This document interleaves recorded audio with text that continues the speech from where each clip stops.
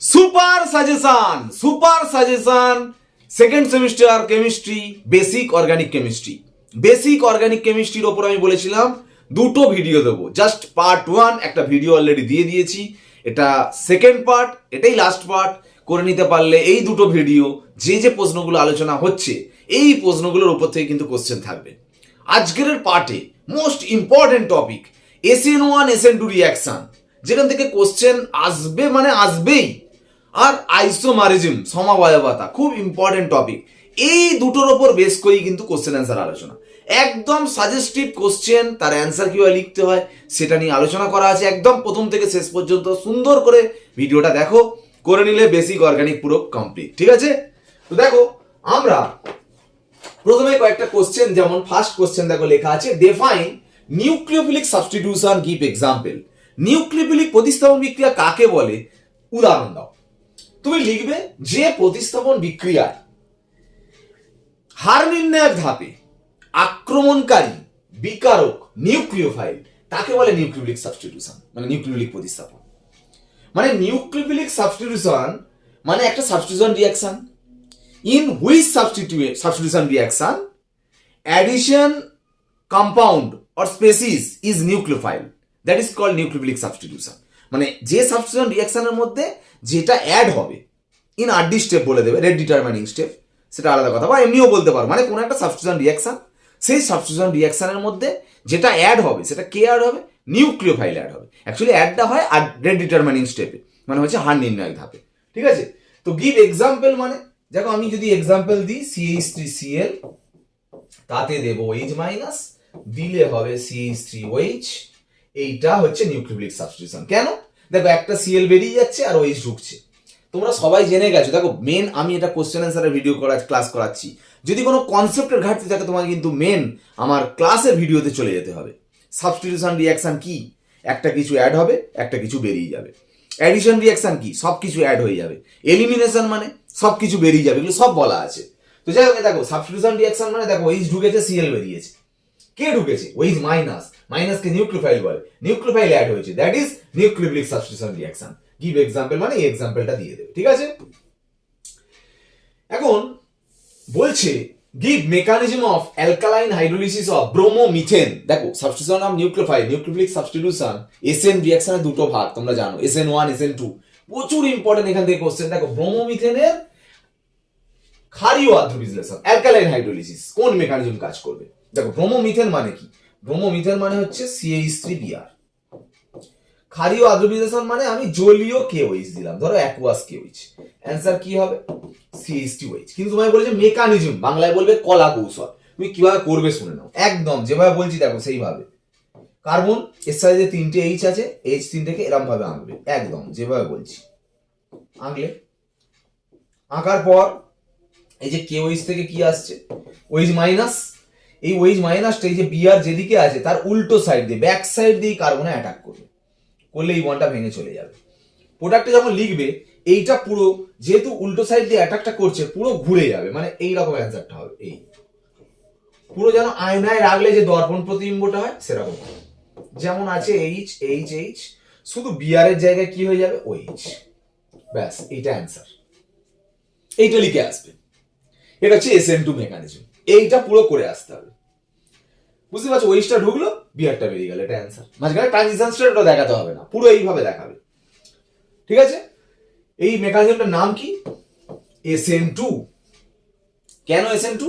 এই আরডি স্টেপে দেখো দুটো কোণ, আমি এক্সট্রা কথা বলতে চাইছি না, এটাই যেমন প্রশ্ন তার অ্যান্সার কেমন লিখতে হয়। মেকানিজম বলেছে, এইটা দেখিয়ে দেবে আর লিখে দেবে SN2, ব্যাস কাজ শেষ। কনসেপ্টের ব্যাপার হলে তুমি কনসেপ্টের জন্য ভিডিও ক্লাস দেখতে পারো। এবার বলছে give mechanism of alkaline hydrolysis of tert butyl chloride. একটু বলে রাখছি, পরের প্রশ্নগুলো জানতে একটু সুবিধা হবে। দেখো SN2 মেকানিজমে দেখো এই পিছন দিক দিয়ে অ্যাটাকটা করছে, কেন? এটা ছোট গ্রুপ বলে, দেখো CH3টা ছোট গ্রুপ। এরপরে যেটা আসছি দেখো, এরপরের কোশ্চেনটা হচ্ছে টার্ড বিউটাইল। দেখো টার্ড বিউটাইল ক্লোরাইড, টার্ড বিউটাইল ক্লোরাইড মানে CH3 CH3 CH3 Cl, এটা টার্ড বিউটাইল ক্লোরাইড। আর এগুলো H ছিল, এগুলো দেখো CH3 আছে, মানে বড় গ্রুপ। অ্যাকচুয়ালি এইচ মানে দেখো সাইজ কিন্তু খুব ছোট, এরকম ছোট সাইজ। আর সিএইচসি মানে ভাবো এই যে কার্বন আছে তার সাথে আবার 3টে করে এইচ, প্রত্যেকটা সি এর সাথে আবার 3টে করে এইচ, সি এর সাথে আবার এরকম 3টে করে এইচ। ভাবো এই কার্বন তার সাথে আবার 3টে করে এইচ এরকম আছে, তাই না? তাহলে অনেক বড় গ্রুপ। কিন্তু এই বড় গ্রুপ হলে কি হয়, SN1 মেকানিজম হয়। SN1 মেকানিজমটা একটু আলাদা। আগেরটা দেখলে ওইচ মাইনাস ব্যাক সাইড অ্যাটাক করলো, এখানে যেটা হয় সিএলটা প্রথমে বের করে দেবে, করে দিলে অ্যান্সার কি লিখবে, মানে অ্যান্সার মানে এই এখানে যে প্রোডাক্টটা লিখবে এই প্লাস হলো মাথায়, তারপরে আবার স্টেপ দেখাবে ওইচ মাইনাস এসে এই অ্যাটাক করলো, মানে ওইচ মাইনাসটা প্রথমে অ্যাটাক করবে না, আগে সিএল লিভিং গ্রুপ বেরিয়ে গেল, তারপরে অ্যাটাকটা হলো সিএইচ3 ওইচ। ঠিক আছে, ভালো করে ভাবো আগেরটা কি হলো বলো তো, একটু আগে যেটা করলাম যে জাস্ট অ্যাটাক হলো, সিএল বেরিয়ে গেল, একই সাথে হলো। এখানটা কি হলো, আগে সিএল বেরিয়ে একটা কার্বোক্যাটায়ন তৈরি হলো, তারপর অ্যাটাক হয়ে প্রোডাক্ট তৈরি হলো। এটা SN1 মেকানিজম, পুরো লিখে দিয়ে আসবে SN1 বলে এটা দেখিয়ে আসবে। এখন দেখো এই যে টারবিউটাইল ক্লোরাইড বলছে, দেখো হোয়াই tert butyl chloride can not take part in SN2। একটা কথা তোমাকে বলি, এই মেকানিজমের নাম কি, SN1। একদম ভালো করে মনে রাখো, SN1 থেকে যদি কোনো কোশ্চেন আসে, কোনো এক্সপ্লেনেশন কোশ্চেন আসে, একটা কথা মাথায় রাখবে, লিভিং গ্রুপ বেরিয়ে যাওয়ার পর কার্বোক্যাটায়ন স্টেবল হতে হবে। ঠিক আছে, after removing living group the stable carbocation is formed. একদম কোনো কথা নেই, কারণ এখানে লিভিং গ্রুপ বেরিয়ে যাওয়ার পর যে ক্যাটায়নটা তৈরি হয়েছে এটা মোস্ট স্টেবল ক্যাটায়ন। কেন, এখানে প্লাসটা যে কার্বন আছে তার পাশের কার্বন দেখো আলফা কার্বন, তো দেখো আলফা হাইড্রোজেন 3 9টা আলফা হাইড্রোজেন, মানে হাইপার কনজুগেশন স্টেবিলিটি মারাত্মক, আগের দিনের ব্যাপার। তো যারা একটা স্টেবল কার্বোক্যাটায়ন ফর্ম হয়েছে। আর SN1 এর ক্ষেত্রে এটা যে লিভিং গ্রুপ বেরোনোর পর ক্যাটায়নটা যেন স্টেবল হয়। আর SN2 নিয়ে যদি কোনো কথা বলে, যেটা আগে হলো, আগেরটা কোনটা, এই যে এইটা দেখালাম যেটা CH3Cl, তাতে ওইচ মাইনাস দিলে এই তো পিছন দিক দিয়ে যে অ্যাটাক করলো সিএল বেরিয়ে গেল, যেটা এইখানে যে ব্যাপারটা হবে, এখানে কিন্তু পিছন দিক দিয়ে অ্যাটাকটা করছে, ব্যাক সাইড অ্যাটাক হচ্ছে। এখানে যে SN2 দিয়ে যদি কোনো কোশ্চেন আসে, তোমার যে মেন ব্যাপারটা হবে, এই যে ব্যাক সাইড অ্যাটাক কার ক্ষেত্রে হবে, যার এই ছোট গ্রুপ আছে, মানে স্টেরিক হিন্ড্রেন্স কম। স্টেরিক হিন্ড্রেন্স মানে ধাক্কাধাক্কি বাধাটা কম হবে, কারণ এখানে বড় গ্রুপ হলে প্রচুর ধাক্কাধাক্কি কাজ করবে, পিছন দিক দিয়ে অ্যাটাকটা হবে কি করে। তাহলে ছোট গ্রুপ হলে স্টেরিক হিন্ড্রেন্স কম, তার ব্যাক সাইড অ্যাটাক ভালো, তার SN2 ভালো। তাহলে কি বললাম, SN1 দিয়ে কোশ্চেন আসলে বলবে যার লিভিং গ্রুপ বেরিয়ে যাওয়ার পর ক্যাটায়ন স্টেবল। আর SN2 কাদের ভালো, যার ব্যাক সাইড অ্যাটাক ভালো। তাহলে আমাকে যদি প্রশ্ন করে টারবিউটাইল ক্লোরাইড SN1 করে কেন, কারণ এর লিভিং গ্রুপ বেরিয়ে যাওয়ার পর ক্যাটায়ন স্টেবল বলে। SN2 করে না কেন, কারণ এর ব্যাক সাইড অ্যাটাক সম্ভব নয়, কারণ স্টেরিক হিন্ড্রেন্স বেশি বলে। এর SN2 হয় কেন, কারণ এর ব্যাক সাইড অ্যাটাক ভালো হয়, কারণ এর স্টেরিক হিন্ড্রেন্স কম বলে। এর SN1 হয় না কেন, কারণ এর লিভিং গ্রুপ বেরিয়ে যাওয়ার পর ক্যাটায়ন স্টেবল নয় বলে। কারণ দেখো এর সিএল বেরিয়ে যাওয়ার পর যে ক্যাটায়নটা হবে CH3+, এর কোনো আলফা কার্বন নেই, প্লাসটা যে কার্বনে তার পাশের কার্বন আলফা বলে, প্লাস যে কার্বনে তার পাশে কোনো কার্বনই নেই, আলফা কার্বন না থাকলে আলফা হাইড্রোজেনও নেই, কোনো স্টেবিলিটি নেই। বোঝা গেল ব্যাপারটা? তাহলে এখানে কোশ্চেনের অ্যান্সার কি হবে, টারবিউটাইল ক্লোরাইড কেন SN2 করে না? অ্যান্সার, এর আর ডি স্টেপে ব্যাক সাইড অ্যাটাক পসিবল নয়, কারণ স্টেরিক হিন্ড্রেন্স মারাত্মক, স্টেরিক হিন্ড্রেন্স প্রচুর হাই, তাই জন্য SN2 সম্ভব না। আর যদি বলে ব্রোমোমিথেন কেন SN1 করে না, মানে এটা ব্রোমোমিথেন মানে বিয়া, কেন কি করে না, ব্রোমোমিথেন SN1 করে না কেন, এটা তো SN2 করছি, SN1 কেন করে না? এখানে তুমি বলবে যে লিভিং গ্রুপ বেরিয়ে যাওয়ার পর, মানে ব্রোমিন বেরিয়ে যাওয়ার পর যে ক্যাটায়নটা তৈরি হয় সেটা কিন্তু স্টেবল ক্যাটায়ন নয়, আনস্টেবল ক্যাটায়ন। তাই SN1 হতে গেলে স্টেবল ক্যাটায়ন ফর্ম করতে হবে, আর SN2 হতে গেলে ব্যাক সাইড অ্যাটাক ভালো হতে হবে। আর যদি না মানে উল্টোটা, তখন অ্যান্সার যখন লিখবে যে এটার হয় না কেন ওটার হয় না কেন, তখন সেই মতো করে তোমাকে কিন্তু অ্যান্সার লিখতে হবে। ঠিক আছে, তো যাই হোক, তো নেক্সট কোশ্চেন দেখো, in which case heterolysis is easy for heterolysis, আবার দুবার বলা হয়, যাই হোক CH3CCl অ্যান্ড CH3Cl। দেখো ভালো করে বোঝার চেষ্টা করো, কোনটার হেটেরোলিসিস পসিবল, মানে তাড়াতাড়ি হেটেরোলিসিস হবে। হেটেরোলিসিস মানে কি, অসমবন্ধন বিভাজন, এইটার মধ্যে।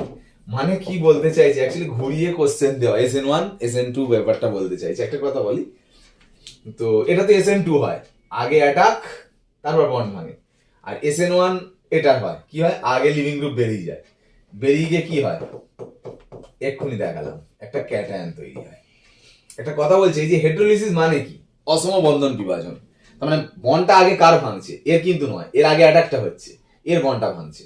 তাহলে যার বন্ডটা ভাঙছে তার মানে তার অসম বন্ধন বিভাজনটা হচ্ছে, মানে হেটেরোলিসিসটা হচ্ছে। তাহলে কার হেটেরোলিসিস আগে পসিবল, এর, মানে যার SN1 হয়। মানে ওই কোশ্চেনটা সহজে হেটেরোলিসিস মানে অ্যাকচুয়ালি বলছে SN1 কার ভালো হয়, মানে এর SN1 ভালো হয়, এটাই ঘুরিয়ে বলছে আর কি। কেন বলবে অ্যান্সার, কারণ এর হেটেরোলিসিস হলে মানে এই বন্ডটা ভাঙলে স্টেবল কার্বোক্যাটায়ন তৈরি হচ্ছে, সেই জন্য এর হেটেরোলিসিস মানে বন্ধন বিভাজনটা কিন্তু তাড়াতাড়ি হয়। এই যে ডিফারেন্স ইন মেকানিজম মানে কি, তার মানে এর মেকানিজম SN2 তে হয়, এর মেকানিজম SN1 এ হয়। এই যে SN1 SN2 ডিফারেন্সটা একটু পড়ে নেবে, মানে পার্থক্যটা, ঠিক আছে। তো এই প্রশ্নগুলো দেখো SN1 SN2 থেকে এই পসিবল কোশ্চেন্স। এইবার দেখো বিভিন্ন যে রিয়াকশনস গুলো হয় তোমাদের আগে বলা আছে সমস্ত রিয়াকশন, আমি তবু একটু কোশ্চেন দিয়েছি। এই রিয়াকশনটা কি রিয়াকশন বলছে, mention the type of reaction. ভালো করে দেখো, সিএলও জুড়ে গেছে এখানে, এইচও জুড়ে গেছে, সবই জুড়ে গেছে, মানে তো অ্যাডিশন, যুত বিক্রিয়া। একটা কিছু ঢুকলে একটা কিছু বেরোলে তাকে বলে প্রতিস্থাপন, সাবস্টিটিউশন। সবই ঢুকে গেলে তাকে কি বলে, যুত, অ্যাডিশন রিয়াকশন। কিন্তু মনে রাখবে বলেছিলাম ডবল বন্ডের সঙ্গে দুটো পরমাণু যদি দুজনই একই হয় তাহলে সেই রিয়াকশনটার নাম কি, ইলেকট্রোফিলিক অ্যাডিশন। আর যদি ডবল বন্ড বা ট্রিপল বন্ডের সঙ্গে যুক্ত দুটো পরমাণু আলাদা হয় তখন অ্যাডিশন যদি হয় তাকে বলবো নিউক্লিওফিলিক অ্যাডিশন। আর যদি দেখো যে বিক্ষিপ্ত সূর্যালোক এইচ নিউ মানে ডিফিউজ সানলাইট বা পারক্সাইড আছে তখন আবার ফ্রি র্যাডিক্যাল তৈরি হয়, মানে ফ্রি র্যাডিক্যাল অ্যাডিশন হবে বা সাবস্টিটিউশন হবে, যাই হোক না কেন এগুলো বুঝতে হবে। বেনজিন রিং থাকলে ইলেকট্রোফিলিক সবকিছু হবে। তো এইগুলো সবকিছু বলা আছে দেখবে মেন ক্লাসের ভিডিওতে। তার মানে এইটা হচ্ছে অ্যাডিশন বোঝাই যাচ্ছে, শুধু মনে রাখবে দুটো অ্যাটম সেম ডবল বন্ডের সঙ্গে, সেই জন্য এই অ্যাডিশন রিঅ্যাকশনটা কি addition reaction, electrophilic addition reaction. এইখানে যে রিঅ্যাকশনটা হয়েছে এই রিঅ্যাকশনটা ভালো করে দেখো, এখানে একটা সিএল ঢুকেছে দেখতে পাচ্ছ, কিন্তু বুঝতে পারছো কি এই একটা এইচ বেরিয়ে গেছে, নাহলে এইচ সিএল হলো কোথেকে, এইচটা কোথেকে গেল, নিশ্চয়ই এখান থেকে এইচ বেরিয়ে গেছে বলে, তার মানে সিএল ঢুকেছে এইচ বেরিয়ে গেছে, মানে সাবস্টিটিউশন। কি সাবস্টিটিউশন, এইচ নিউ আছে তার মানে ফ্রি র্যাডিক্যাল সাবস্টিটিউশন, ঠিক আছে, এই ব্যাপার আর কি। যাই হোক, draw two geometrical isomer of butene which is stable. Very very important question. দেখো বিউটুইনের স্ট্রাকচার রাখছি, বিউট মানে চারটে কার্বন, টু ইন দুইয়ের পরে double bond, CH3 CH CH CH3, এটা বিউটুইন। জিওমেট্রিক্যাল আইসোমার মানে এটাকে আমরা দুভাবে আঁকতে পারি, দেখো এইভাবে একটা আঁকতে পারি আর একটা এইভাবে আঁকতে পারি। দুটোর মধ্যে ডিফারেন্স কি বলো, দুটো CH3 একই দিকে করে গেছি আর দুটো CH3 অপোজিট দিকে করে গেছি। যেটা একই দিক করে আঁকা আছে এটাকে বলা হয় সিস বিউটুইন, আর অপোজিট দিকে করে আঁকা আছে সেটাকে বলা হয় ট্রান্স বিউটুইন। বলছে কোনটা স্টেবল, একটা কথা বলি শুনে নাও, এটাকে যদি ছবি আমি আঁকি ভালো করে, কার্বন কার্বন, এখানে কার্বন আছে তার সঙ্গে এইচ আছে, এখানে এইচ আছে, এখানে এইচ আছে, এখানে একটা এইচ আছে, এখানে কার্বন, এখানে এইচ, এখানে এইচ, এখানে এইচ, এখানে এইচ। দেখো ভালো করে এটা এঁকেছি, ভালো করে দেখো এই CH3 গুলো যতই তোমার দূরে লাগুক না কেন অ্যাটমের সাইজ দিয়ে আঁকলে দেখো ধাক্কা ধাক্কি হচ্ছে একটা, দেখো দুটো বড় গ্রুপ CH3, দুটো বড় গ্রুপ একই দিকে আছে, কিন্তু দুটো অপোজিট দিকে যদি বড় গ্রুপ থাকে ধাক্কা ধাক্কি অতটা হবে না, তাহলে এখানে স্টেরিক হিন্ডেন্সটা প্রচুর বেশি হচ্ছে, তার মানে এটা আনস্টেবল, এটা স্টেবল। ট্রান্স সবসময় স্টেবল হবে, বুঝা গেল, সিজ আর ট্রান্সের মধ্যে ট্রান্সটা স্টেবল। দেখো একটা কথা বলি, এই যে কোশ্চেনটা দিয়েছে বলছে কোনটা জিওমেট্রিক্যাল আইসোমার পসিবল নয়, সবসময় মনে রাখবে ডবল বন্ডের সঙ্গে যারা থাকবে এই দুজন আলাদা হতে হবে, এ বি আলাদা হতে হবে। হয়তো দেখা গেল এ বি এটা CD হলেও হবে, কিন্তু দুটো সেম হলে হবে না।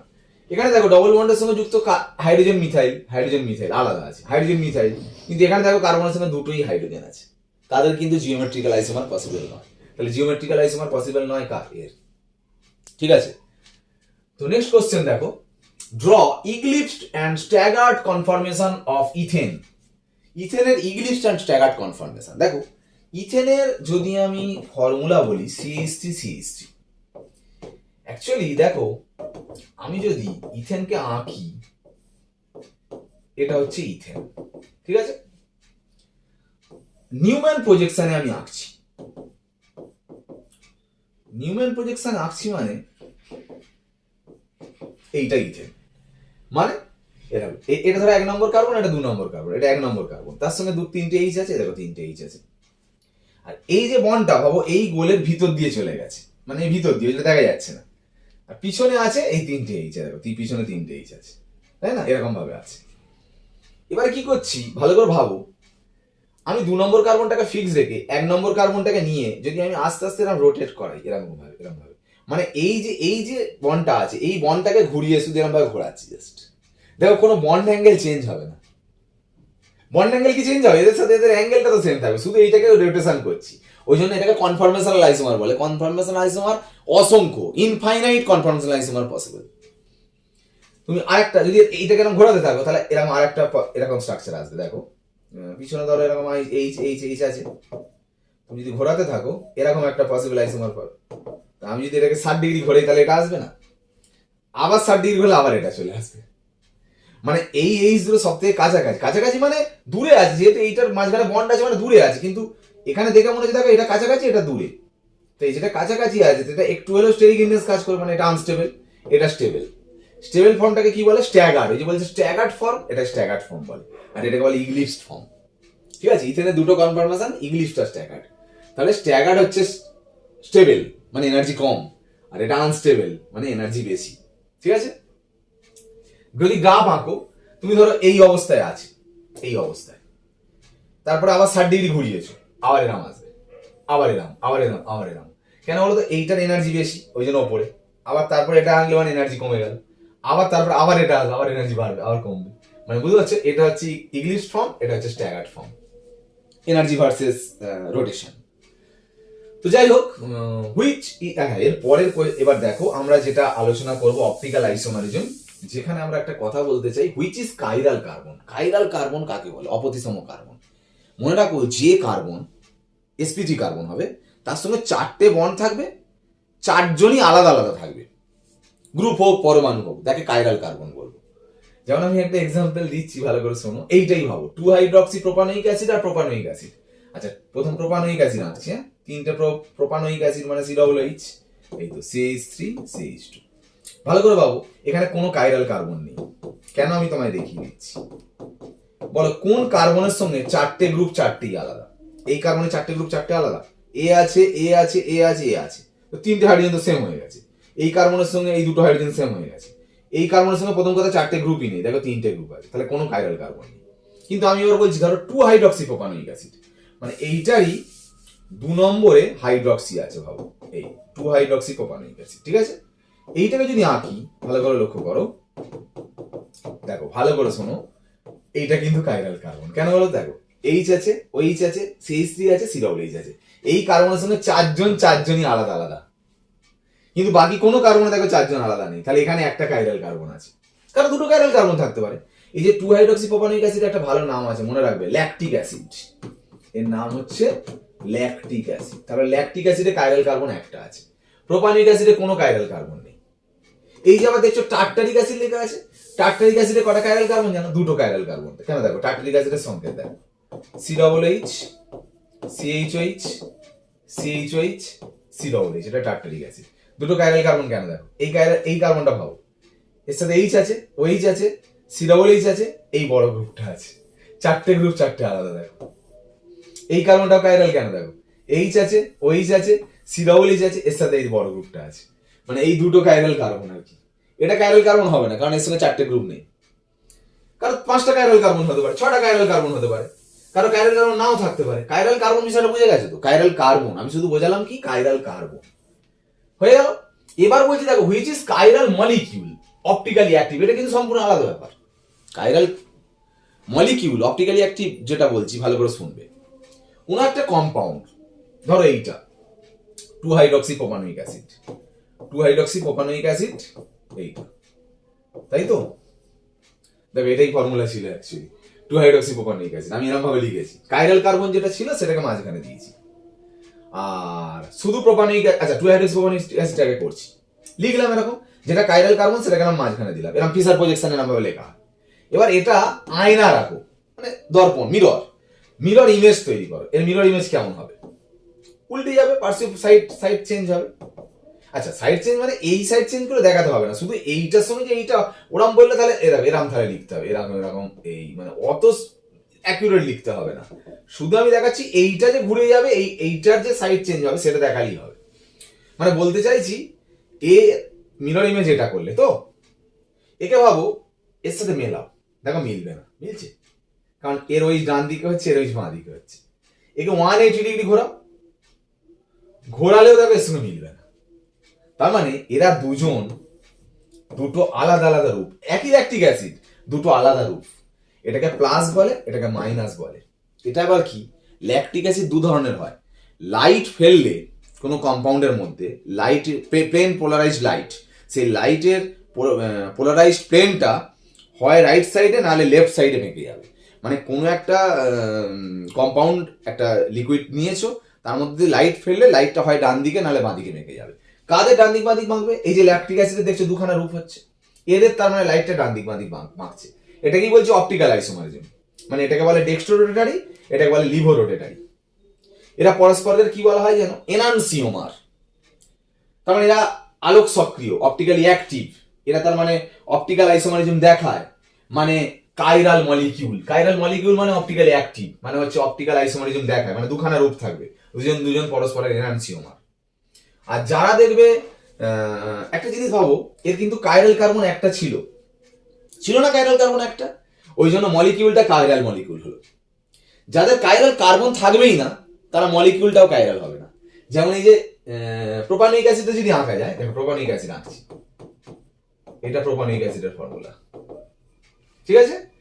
একে যদি মিরর ইমেজ করো, দেখো ভালো করে দেখো, CH3HH, হয়তো এটা এখানে ও মিলেই তো গেল পুরো অ্যাকচুয়ালি, তাই না? এর তো দুটো এইচ এই দিকে হচ্ছে, বুঝতে পারছো ব্যাপারটা? মিলেই গেছে, দেখো পুরো মিলে গেছে। তার মানে এটা দুটো আলাদা রূপ নয়। তার মানে লাইট ফেললে লাইট বাঁ দিক ডান দিক ঘুরবে না, কারণ অপটিক্যাল ইনঅ্যাক্টিভ, আলোক নিষ্ক্রিয়। এটা বোঝা গেল ব্যাপারটা? Optical inactive compound. Chiral carbon নেই, আবার কাইরাল মলিকিউলও নয়। এর কাইরাল কার্বন একটা আছে, এর নিজেও কাইরাল মলিকিউল। আবার যাদের কাইরাল কার্বন একের বেশি হয় তারা আবার দু রকম হয়। একটা যেমন আমি বলছি, দেখো এই টার্টারিক অ্যাসিড দিয়ে বলছি, যাদের দেখবে দুখানা কাইরাল কার্বন, এইটারই দেখাচ্ছি, দেখো তাকে দুখানা কাইরাল কার্বন, এই দুটো কাইরাল কার্বন, ঠিক আছে?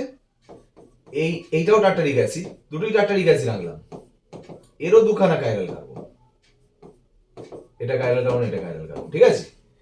এ অপটিক্যাল ইনঅ্যাক্টিভ হবে, এ অপটিক্যালি অ্যাক্টিভ হবে। একে আয়নায় রাখবে দেখবে মিলে যাবে, আর একে আয়নায় রাখলে দেখবে মিলবে না। কেন বলো তো? এইটা দেখো, এই দুটোই এইচ একদিকে, দুটো এইচ একই দিকে থাকলে এটা মাঝখান থেকে একটা সিগমা প্লেন থাকে। মানে সিগমা প্লেন মানে কি, দুটো দেখো সমান ভাগে ভাগ করছে, কিন্তু এইখানে দেখে একটা প্লেন কল্পনা করো, দুটো সমান ভাগে ভাগ হচ্ছে না। যাদের এরকম সিগমা প্লেন থাকে তাদের দেখবে তুমি যদি মিরর ইমেজ আঁকো, তাকে 180 ডিগ্রি ঘোরাও, দেখো এর সাথে মিলে যাবে। মিলে যাচ্ছে মানে কি, দুটো আলাদা রূপ হচ্ছে না, তার মানে অপটিক্যাল ইনঅ্যাক্টিভ হচ্ছে। তার মানে যদি বলে মেসোটার্টারিক অ্যাসিড অপটিক্যালি ইনঅ্যাক্টিভ কেন, বলবে সিগমা প্লেন আছে, 1 নম্বর। 2 নম্বর, এর দর্পণ প্রতিবিম্ব মানে মিরর ইমেজ এঁকে তাকে 180 ডিগ্রি ঘোরালে যদি এর সঙ্গে ফেলো দেখবে পুরো মিলে যাচ্ছে। আসল কথাটা বলবে মেসোটার্টারিক অ্যাসিড ইজ অপটিক্যালি ইনঅ্যাক্টিভ, কারণ বলবে সিগমা প্লেন আছে, এর দর্পণ প্রতিবিম্ব এঁকে তাকে 180 ডিগ্রি ঘোরালে মেন যৌগটার সাথে উপরিপাত হয়ে যাচ্ছে, সুপার ইম্পসিবল হচ্ছে, তাই এটা অপটিক্যালি ইনঅ্যাক্টিভ। এটা কেন অপটিক্যালি অ্যাক্টিভ? কাইরাল মলিকিউল, বলবে এর কাইরাল কার্বন একটা আছে, এর দর্পণ প্রতিবিম্ব মানে মিরর ইমেজ আঁকলে এবং তাকে 180 ডিগ্রি ঘোরালে মেন যে যৌগটার সাথে দেখবে উপরিপাতযোগ্য হচ্ছে না, মানে সুপার ইম্পসিবল হচ্ছে না। আর এতে কোনো কাইরাল কার্বন নেই, এর যদি কোনো ফিসার প্রজেকশনে কম্পাউন্ড এঁকে তার দর্পণ প্রতিবিম্ব এঁকে যদি 180 ডিগ্রি ঘুরিয়ে তার সঙ্গে মেলাও প্রধান বস্তুটার সাথে, তাহলে দেখবে উপরিপাত হয়ে যাচ্ছে, মানে সুপার ইম্পসিবল হয়ে যাচ্ছে। ওই জন্য এটা কাইরাল মলিকিউল নয়, ঠিক আছে? লাস্ট কথা বলে নি, হোয়াট ইজ রেসিমিক মিক্সচার। এই যে দেখলে যে একটা কম্পাউন্ড তার মিরর ইমেজ করছো, মিলে যাচ্ছে, মানে এটা অপটিক্যালি ইনঅ্যাক্টিভ। একটা কম্পাউন্ড তার মিরর ইমেজ করছে, দেখো দুটো আলাদা রূপ হচ্ছে, that is optically active. Optically active হলে এ ডান দিকে ঘোরালে লাইটকে এ কোন দিকে ঘোরাবে? বাঁ দিকে ঘোরাবে। এখন দুটো অপটিক্যালি অ্যাক্টিভ মানে এটাকে পরস্পর কি বলা হয়? এনানসিওমার। দুটো এনানসিওমারকে 50% করে যদি একটা কন্টেনারের মধ্যে রাখা হয়, মানে 50% এই প্লাস এনানসিওমার আর 50% মাইনাস এনানসিওমার যদি একটা কন্টেনারে রাখা হয়, 1:1 রেশিওতে, তাহলে কিন্তু সে কিন্তু আলোকে কোনো দিকে ঘোরাবে না, স্বাভাবিক। শুধু এটা রাখলে আলোকে ডান দিকে ঘোরায়, এ রাখলে আলোকে বাঁ দিকে ঘোরাচ্ছে। দুজনই 1:1 রেশিওতে রাখলে একজন ডান দিকে ঘোরানোর চেষ্টা করবে, একজন বাঁ দিকে ঘোরানোর চেষ্টা করবে, তাহলে কোনো দিকেই ঘোরাবে না। That is racemic mixture. Racemic mixture হচ্ছে সেই মিক্সচার যে মিক্সচারের মধ্যে এনানসিওমারের দুটো রূপ 1:1 অনুপাতে আছে, মানে একটা প্লাস রূপ একটা মাইনাস রূপ 1:1 অনুপাতে আছে, এবং তার মধ্যে লাইট পাঠালে লাইট কোনো দিকে ঘুরবে না। That is racemic mixture. বোঝা গেল? এইটুকু কোশ্চেন। আমি কেন আইসোমারিজমটা বলে দিলাম, অ্যাকচুয়ালি আইসোমারিজম যে বোর্ড লেভেলের কোশ্চেনে কিন্তু রিসেন্ট সিলেবাসে কিন্তু দেয়নি, কিন্তু কোশ্চেন থাকতে পারে, কারণ আইসোমারিজমটা একটা ইম্পর্টেন্ট টপিক, ওই জন্য। আর আগে আমার ক্লাসে কিন্তু আইসোমারিজম সম্পর্কে বলা হয়, ওই জন্য বলে দিলাম। আর কোনো বাকি নেই, পুরোটা সমস্ত কোশ্চেন অ্যান্সার একদম ফুললি বলে দিয়েছি, ঠিক আছে? তোমরা যদি চাও, আমি দেখতে চাই, কিন্তু অনেকে কমেন্টটা কিন্তু করছো না, যে আর কোন কোন চ্যাপ্টারে নিয়ে আসতে চাও, একদম সুপার সাইজার। হয়তো এক একটা চ্যাপ্টারে আমি, তুমি যদি বলো 10টা প্রশ্ন বা 12টা প্রশ্ন দেবো, সেই প্রশ্নগুলোর মধ্যেই আসবে। ইনঅর্গানিক তো আরও বেশি বেশি করে ওরকম বলা যায়। যদি এরকম বলো, অবশ্যই সেটা কমেন্ট বক্সে লেখো, তাহলে আমি সেই চ্যাপ্টারগুলো আস্তে আস্তে নিয়ে আসবো, যেটা যে আগে বলবে সেই চ্যাপ্টার নিয়ে আসবো পরের দিন। ওকে, আজ ক্লাস এখানে শেষ করলাম। ওকে, বাই।